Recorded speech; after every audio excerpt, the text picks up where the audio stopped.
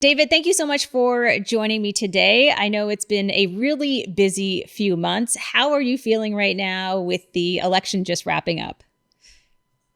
I'm excited to not do it again for 18 months, 2 years. I mean, there's questions about how long this will last because it's a minority parliament, and the last one went 3.5 years, which was a record setter. And I'm hoping this one can give it a run for its money because I don't think anybody is keen to do this again anytime soon. So hopefully we have a nice stable parliament and we can get back to our regularly scheduled madness instead of the sort of extra dose of it. I think that a lot of Canadians probably share your feelings. I know after the election, the next day, I was absolutely exhausted, not just from staying up late, but because so much had happened over the course of such a short amount of time. I wanted to chat with you and talk about a few of your tweets, especially during the past few days. The first one I wanted to mention was on April 30th, and you retweeted a post from National News Watch that said, Mark Carney dance gives boost to Canadian band Down with Webster. And then you said a headline that would have made little sense in December. So maybe you can kind of break this down a little bit for our listeners. Wow, a lot did take place in a short amount of time. And I don't think anyone could have predicted this. Nobody could have predicted this, including the party that won, the party that lost, the man that leads the country right now, and the man that came pretty close, but not close enough to lead the country. I mean, the the way I put it is go back to even January when the Liberals were down 25 points, and Justin Trudeau says on January 6th, I'm going to leave in March. Go back to the day before that. If you were in the writer's room of a show and you said, I'm going to pitch you this arc, Trudeau goes, Trump threatens Canada, cherish 51st state. This banker comes in and wins out of nowhere, having never run for anything, for a dog catcher. He wins the election after having been down 25 points 2 months earlier. People would have said, no, nobody's going to believe that. That rings untrue. It's ridiculous. But that's what happened. Is so it was truly just the most remarkable swing in the history of Canadian politics. And I think some of us are just still trying to make a little bit of sense of it because it was so extraordinary. You have written a lot about our democracy. Certainly, if you look at the past few weeks, what do you think about what it says about Canada? I mean, we had an election that was relatively smooth. We did deal with some misinformation and disinformation, but I don't think it was totally overwhelming. What did you come out of the election thinking? I mean, the election was interesting because it was at times a little bit nasty. You mentioned there was some information, misinformation, disinformation, which we expected and responded to in real time. The online discourse was quite polarized, although not universally. The actual election itself broke 40x percent in favor of the Liberals and Conservatives each, which was the most polarized election we've had in roughly a century. But it wasn't supremely toxic. It wasn't an indication that our institutions were collapsing, like we see in the United States, where democratic institutions are just falling down one after another. It was fine. Mostly, it was fine. You know, there was some nonsense around the debates, and we'll talk about the future of the debate commission in the months to come, I'm sure. But it was fine. And I think it signals to me that our institutions certainly aren't perfect. They certainly aren't something we should take for granted. They're at risk like anything else, but they stood up pretty well. The election was free and fair. The Conservative Party accepted that, which these days you breathe a sigh of relief when you hear, whereas you would have taken it for granted, even a couple of years ago. And we're in fine enough shape. We have really serious substantive policy problems, but the actual, mechanics of the thing itself seem to have been perfectly safe. I think throughout the election process, we heard a lot of hockey analogies. So I'm going to Yeah. use one that is fairly common in terms of skating on thin ice. And the reason I mention this is I think there were some warning signs that have come out of the past few weeks insofar as misinformation and disinformation, but also seeing how some of these big tech companies like Meta are operating here in this country. We know that news is blocked, and that's a whole other conversation. But we also know that there were some political advertisements that seeped into both Instagram and Facebook that included deep fakes, that included misinformation. To me, that served as a bit of a warning for elections to come. What do you think about what went on in terms of the social platforms during this process? That's the one area where I'm extremely nervous. The electoral integrity from Elections Canada, the behavior of the parties themselves, the quality of debates, in many cases, the quality of the candidates, these things are pretty good. The online information sphere, pretty bad. And I think ultimately you had people casting some informed ballots, and you had people casting some less informed ballots, and you had some people casting some delusional ballots. And if you dig into some of the particulars, like look how the Alberta separation discourse is going on right now. Look how the sort of Carney is a traitor nonsense has already started. Then you see, okay, well, there are some very, very serious problems. And some of that is borne out from the fact that there's a news blackout. And so when people don't have news that they can rely on from legacy or other or independent outlets, they go to memes, they go to random posts that are unsighted, and then they get fed nonsense and they believe it. And that poisons discourse and it polarizes people in a toxic way. So that's a serious, serious threat. And then you've got the technology probably mentioned of also there's AI, deep fakes, which some people are going to believe. And it speaks to the need to prepare people to be better consumers of information, right? And there's a bit of an age gap between who's most affected by these things, with older folks being a little bit more susceptible than younger folks. So there's a little hope that the younger generation is going to be a little less susceptible to this. But at the same time, if we ask ourselves, what's the psychology of what's happening here? People want to belong to something. They want to be a part of a group. That can break in all kinds of positive ways, but it can also go in negative ways. Is that if someone feels a deep need to be accepted, to have their views accepted, and to feel like they belong, sometimes you join a sports team or a political party or a book club. Other times you join an extremist group online. And so we need to deal with the fact that the social media platforms are complicit in the latter. Yeah, I mean, in some cases, I would also call them cults, right? I mean, it's a certain way of thinking, and it's so extreme, and in some cases, absolutely, some of these groups they are responsible for sharing so much of this fake news that we see online. But at the same time, I don't really want to necessarily just blame, say, Meta and X. One of the things that really surprised me, and I would love to hear your perspective on this, one of the most toxic places that I spent time over the past few weeks was actually LinkedIn, which really surprised me because this was always that professional platform where people would go and be very responsible and respectful of what they were saying.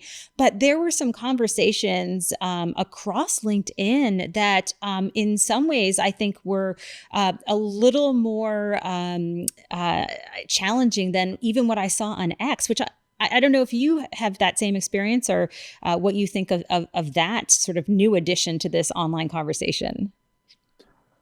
I remember during the convoy occupation in Ottawa in 2022, I had written about it and I got threats on LinkedIn. And I thought, my God, if they're finding me on LinkedIn, they're committed. This is a third order, Twitter's easy, Facebook is easy. These things are easy. LinkedIn, you got to kind of work for it. And I thought, okay, well, so there is a toxic undercurrent in this space, and there is.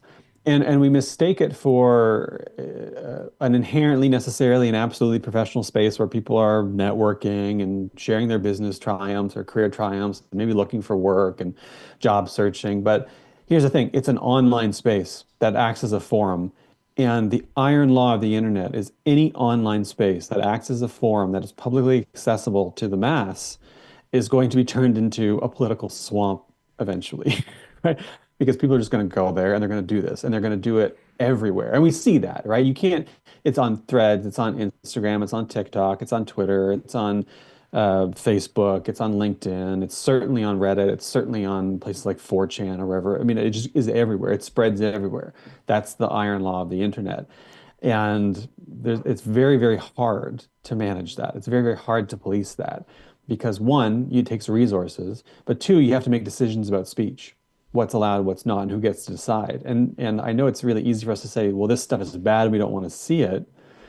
But it's harder to say, well, where are the lines and who gets to decide what those lines are? That's a really fair point. And I think, generally speaking, I mean, I think we probably both agree that we shouldn't be policing speech. I would also imagine that you've had a lot of attacks over the past few weeks, maybe a few months, maybe a few years, in terms of people coming after you. But you still choose to spend time on X. I am in the same camp. I spend a lot of time there. What is it about that platform where you choose to spend time and share some of your views and opinions there? Oh, I'm just a compulsive degenerate poster. It's sort of like, no, no, no. Um, I mean, there's an element of, not to overly pop psychologize it, but we're all there in part because we get a dopamine rush. There is an element of that to it. We're all there because there is a community there, though, too. An in-group of a sort that we belong to, we like belonging to. And in a society, I think, in which we have increasingly diminished public spaces where we can be physically present with our friends, like go to a piazza in Europe and have a coffee and talk, or go sit in a park and talk. And we've turned inward over the last several years, a couple decades. We go to these online spaces to be seen, to be heard, and to feel like we belong. And there's certainly a part of that for me, as there is for everyone else. But I learned things there too. I mean, it's toxic in many, many ways, and you can limit that toxicity. I've worked out a system for limiting it that works very, very well, by the way, which involves muting and notifications from accounts that don't follow you, from accounts that are new, from accounts that don't have an avatar or a confirmed number, so you can diminish a lot of that toxicity. But at the end of the day, it's also a space to learn and to engage, and I take a lot of positive things away from that. And now that I'm getting older, I'm 41 and a half. I've also learned often that, sometimes just log off. You go in, you do your thing, it gets a little spicy, you get some threats perhaps, you feel this emotional resonance, this reaction. That's when it's time to go do something else. And if you can do that, you can strike a balance and actually take a lot of good away from it. And the trick is just not to tweet through it. Yeah. Yeah. I think that's the best advice. I do that as well. I'll spend a lot of time on X, but then I'm okay to walk away from it for hours on end and kind of come back in and check in. And that feels like a healthy way to be able to deal with it, because I think it's fair to say that there are some people that spend every bit of their waking hours on some of these platforms, and that becomes their life. And I think that is kind of the risk. Hugely. And I mean, I think I'm an old Aristotelian, a deep believer in the means between extremes and balance and harmony. And I think social media has a part in that life, but so too does walking the dog and cleaning the house and having dinner with your partner or your friend, playing video games with your friends, taking part in, going to the movies, being a part of a recreational sports league. I play soccer, once a week and in a multi-sport league sometimes. And you literally go out and run around like you're a kid, and your phone is off on the sidelines and you're free. And that's really, really healthy. And I think the thing with social media is, it needs to be balanced. It needs to be a balanced part of your life. But the challenge is it is designed to be addictive, right? That is the design of the thing. When you might say, well, people are addicted to social media, that's not a bug from the owner's side. That's a feature that they want you to be as online as possible, because that's how they make their money. That's how they get your data. That's how they understand you and keep you there and can sell you things. And you lose a little bit of your humanity through that. So I think there's a lot of power there, a lot of use there. But we don't say touch grass for sport. I mean, we say it because you have to be reminded to, quite literally as well as figuratively, sometimes go and touch grass. And that can be tough, though, because there's that draw. What's that next notification going to do? What's that next notification going to say? What's that next post going to mean to your emotional reaction? It's extraordinarily powerful. It really is. And I think one of the things that's so important for Canadians through this process is also not to hate so much, not to hate the people you're interacting with. I mean, I've certainly had people say things to me that are certainly unflattering, but I don't hate them. I don't know them. I'm, not losing sleep over it. And I think if we can kind of take that with a grain of salt, that's a good thing to do. And just to get back to your point about spending time on X, one of the reasons reasons that I'm there as well is that learning opportunity, because I really do learn different perspectives. I've followed you for a long time, and I've learned so much from you as well. I wanted to break down a couple more tweets from you. This one I think is really interesting in that it talks about some of the challenges that Prime Minister Carney has ahead of him. I think it is fair to say that many of us have spent a lot of time thinking about the election and election night and what was going to happen. But now looking forward, you tweeted out that Mark Carney has tremendous capacity, and he'll also have to deal with things like Trump and the tariffs, a spicy minority parliament, a not so hot economy, and the list goes on. So what are some of those big challenges ahead for the Prime Minister and his party? Last year, I think it was, I wrote a piece on Substack about how the conservatives were likely to win. I was wrong. But come 2026, 2027, they were going to be in big trouble. That's now true still, but of the liberals, because you win, and that's kind of the easy part. Then you've got to govern. And you've got to govern in a divided country, in a divided parliament, in the face of Donald Trump, who's unpredictable and often intransigent, in the face of tariffs that could contribute, outright cause a recession, both in the United States, in Canada, and potentially around the world. We still have to deal with climate change. We've forgotten climate change. We didn't talk about it during the election, but we still have to deal with climate change. It's only getting worse, and we're falling behind on our commitments. You've got to deal with the housing crisis, which means you've got to deal with the provinces and municipalities. That's going to be tough. You've got to deal with affordability. People are still struggling to get through the day. They can't afford groceries. They can't afford gas, even with the carbon tax being zeroed out. You've got to deal with the healthcare system, which again is provincial primarily, but the federal government has a major role in that. And you've got to deal with remaking the country in the face of the decline of the global hegemon and your major trading partner with whom you have a $1 trillion a year relationship.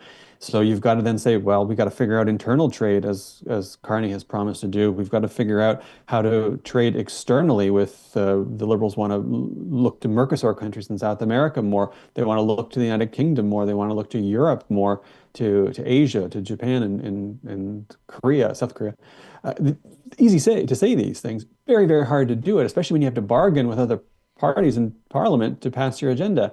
So I don't envy the liberals that agenda. It's extraordinarily difficult. Probably the most difficult it's been pandemic accepted in decades here. And so, all the best to them. I truly want them to succeed because I want the country to succeed, but it's just going to be tremendously difficult. When you look at that list of challenges that you cited just now, but also that were shared in that one particular tweet, if the conservatives were in power right now, what additional challenges would be on that? I think there are a couple of things. One is the leaders are different. I have my issues with Mark Carney. We fundamentally disagree about the economic world in all kinds of ways. He's a liberal and a capitalist, and I'm a socialist. He believes in the capacity of the free market to be a part of the solution. I'm not so sure, but he has tremendous capacity and acumen. He is an expert. He is attuned to details. He obviously learns extraordinarily quickly. He has picked up politics, it seems, overnight. He comes off as a real human being with whom you can bargain and work. Pierre Poilievre doesn't seem like any of those things. And so I think the Liberals have an advantage in the quality of their leader, at least on the governance side. And I also think it will be easier for them to work with opposition parties in a minority parliament than it would be for the Conservatives. The Bloc, the NDP, probably less keen to work with the Conservatives than they would be to work with the Liberals, even though in the past they have worked with the Conservatives. Go back to 2008, the NDP was working with Stephen Harper. They made it work. But I think there's a more of affinities shared between the Liberals in those parties and the Conservatives in those parties. So that's going to benefit them too. The cost of this, of course, is also, though, or rather one of the constraining factors is they're the incumbent party, if not the incumbent prime minister. We have a new ministry, but the same party. And it's, year 10. We're pushing to year 10. And that's a long time. So they're going to face some challenges in that people will cut them some slack. There'll be a bit of a honeymoon, but it might not last super duper long. It's interesting too. One of the things that I've been thinking a lot about, especially with the fact of the Conservatives not being in power, Pierre Poilievre not getting in. One of the things that really worried me, if he did, and if the Conservatives did, is that I think that they hate their enemies more. And to me, that is kind of a frightening scenario. Like, you sort of started to believe that, they really hated journalists. They really hated academics. There were lists of people who they seemed to despise more than maybe the Liberals hated their own enemies. And that could have been hugely problematic. I was both of those things. I was an academic and now I'm a journalist, and I'm probably not on their most favored nations list. But I think that's true. And the Liberals are slicker. They have a slicker operation at managing the media, at having relationships with academics. They're just sort of predisposed that they run on that a slicker operation, and to their benefit, right?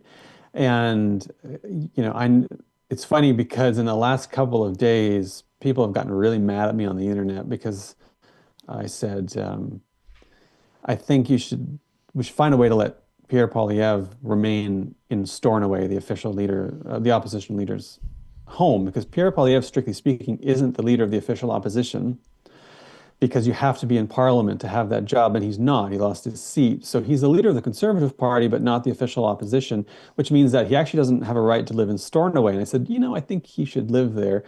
And then there was lots of talk about whether or not the Liberals should give him a quick by-election or not. And there were a lot of people saying, no, make him wait, slow walk it.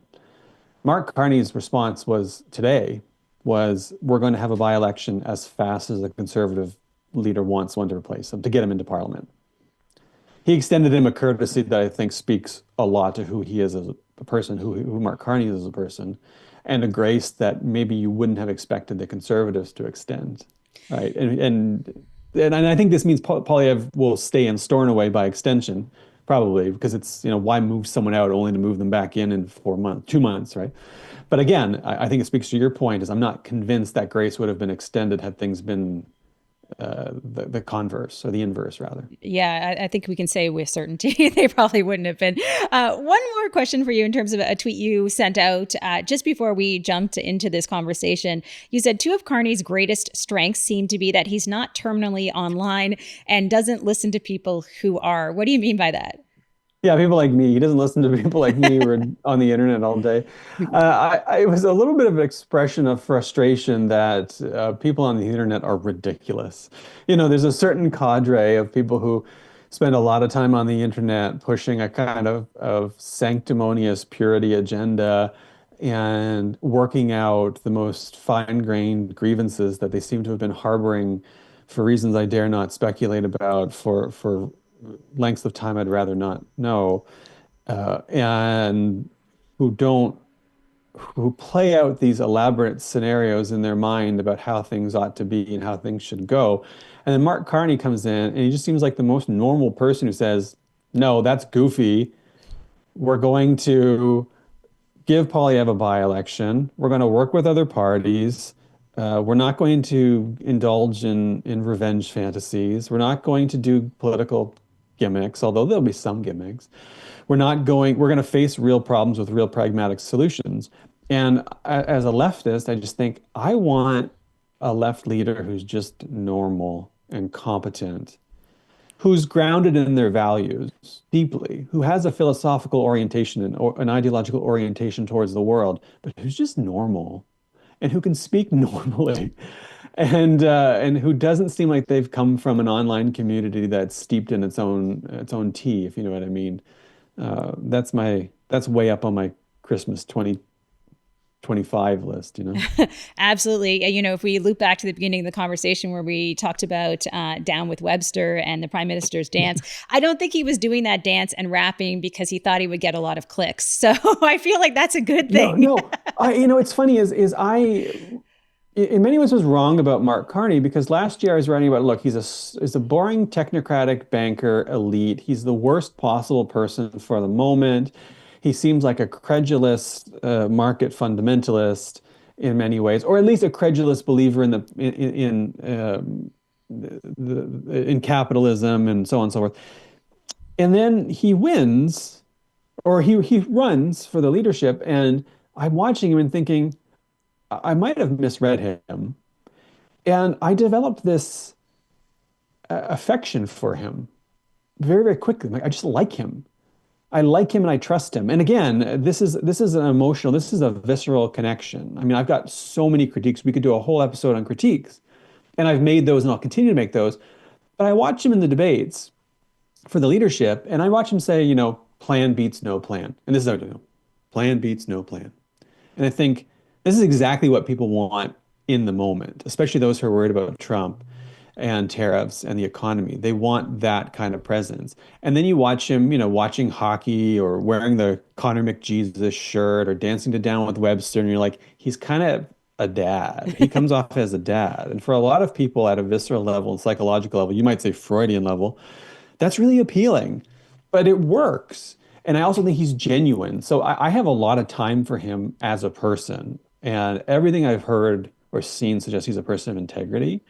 And I think that's both utterly necessary right now and a huge asset, and something people like me should be admitting, so as not to become the extremely online sort who just cannot for a second say a nice thing about someone they disagree with because they're worried about being dragged by other extremely online people. So I'm glad I can come on and do shows like this and say these things and then deal with the mean tweets later.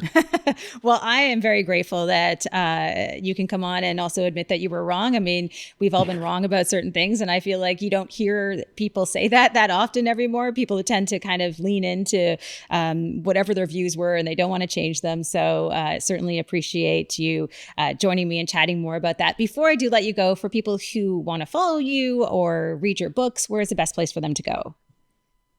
Well, you can follow me. I'm on Substack, where I have a newsletter. That's under davidmoscrop.com. I'm on all the social media sites. I've got a book called Too Dumb for Democracy, and it's on the shelves and often, unfortunately, still relevant. So you can find it there. And otherwise, I'm looking forward to spending as much of the summer as I possibly can at the hardware store, learning how to take care of my new home. So if you want to try to find me at the Rona in Ottawa, you can also do that. But otherwise, the internet's just fine. Is it bad when you said the Rona? I thought of coronavirus. We're still processing that, I think. We're still processing the pandemic. That's reasonable. A little PTSD there, I realize. Yeah. Awesome. Well, listen, thank you so much for joining me today, and I hope we can chat again soon. I'd love to anytime. Thank you.